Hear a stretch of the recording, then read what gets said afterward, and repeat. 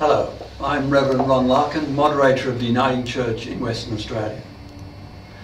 One of my favourite writers, Walter Brueggemann, Emeritus Professor of Old Testament, describes the Easter story with these words. The Church and its preachers are instructed to attest to the saving vulnerability of Friday, even while we are citizens of a society that wants no vulnerability at all. The Church is invited to witness to the intense surprise of Easter, even though we live in a society that by technological anxiety wants to reduce and overcome all surprise.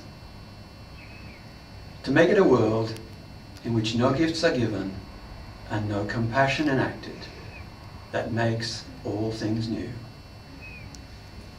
The Church is invited to the great violent festival of vulnerability and to the great exuberance of surprise.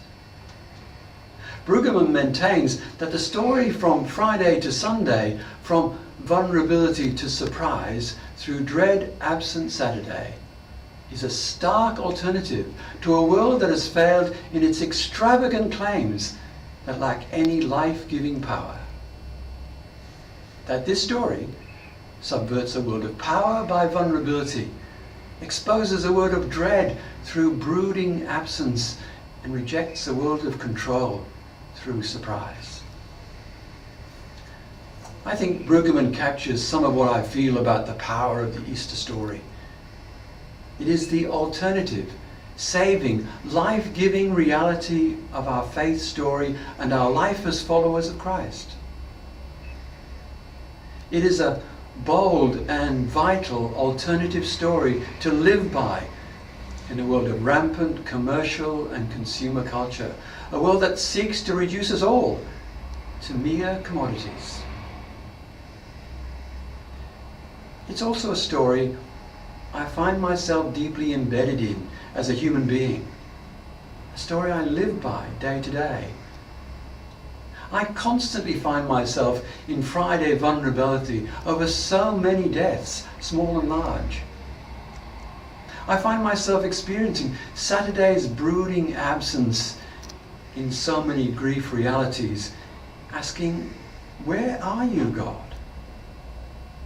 But perhaps just as importantly, I know in my heart that the dawn will come, that Sunday surprise is real resurrection.